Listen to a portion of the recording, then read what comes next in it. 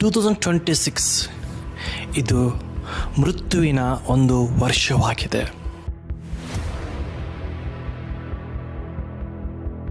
ದೇವರಾತ್ಮನು ತಿಳಿಯಪಡಿಸಿದ ಪ್ರಕಾರ ಕಳೆದ ವರ್ಷಕ್ಕಿಂತ ಈ ವರ್ಷದಲ್ಲಿ ನಾವು ಹೆಚ್ಚು ಮರಣದ ಸುದ್ದಿಗಳನ್ನು ಕೇಳುವಂತರಾಗಿದ್ದೇವೆ.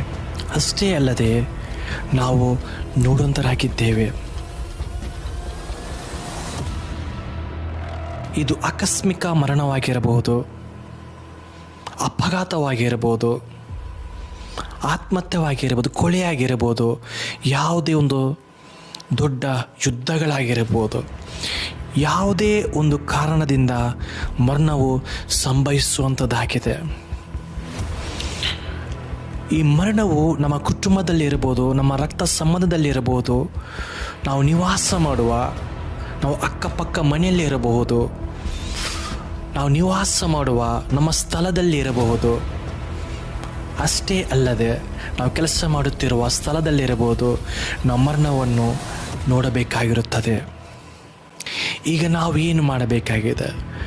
ನಾವು ಪ್ರತಿಯೊಬ್ಬರ ರಕ್ಷಣೆಗಾಗಿ ನಾವು ಪ್ರಾರ್ಥಿಸಬೇಕಾಗಿದೆ. ಅಷ್ಟೇ ಅಲ್ಲದೆ ನಾವು ದೇವರು ಸಮರ್ಪಿಸಿಕೊಂಡು ನಾವು ಜೀವಿಸಬೇಕಾಗಿದೆ. ನಮ್ಮ ಕುಟುಂಬಗಳನ್ನು ಯೇಸು ಕ್ರಿಸ್ತನ ರಕ್ತದಿಂದ ಪ್ರೋಕ್ಷಿಸಲ್ಪಡಬೇಕಾಗಿದೆ. ಒಂದು ವೇಳೆ ನೀವು ರಕ್ಷಣೆ ಹೊಂದಿ ಇನ್ನೂ ದೇವರಿಂದ ನೀವು ದೂರವಾಗಿ ಜೀವಿಸುವುದಾದರೆ ದೇವರು ಈ ವಿಡಿಯೋ ಮುಖಾಂತರ ನಿಮಗೆ ಕರೆಯುವಂತನಾಗಿದ್ದಾನೆ. ನಿಮ್ಮ ಜೀವಿತ ಸಂಪೂರ್ಣವಾಗಿ ಯೇಸು ಕ್ರಿಸ್ತನಿಗೆ ಕೊಡುವುದಾದರೆ ಆತ ನಿಮ್ಮನ್ನು ಮರಣದಿಂದ ತಪ್ಪಿಸಲು ಶಕ್ತನಾಗಿದ್ದಾನೆ. ಅಷ್ಟೇ ಅಲ್ಲದೆ ಮರಣ ನಂತರ ಆತ ನಿಮಗೆ ನಿತ್ಯ ಜಯ ಕೊಡುವುದಕ್ಕೆ ಆತನು ಶಕ್ತಿಯುಳ್ಳವನಾಗಿದ್ದಾನೆ. ದೇವರನ್ನು ಪ್ರೀತಿಸುವಂತನಾಗಿದ್ದಾನೆ. ಆಮೇನ್.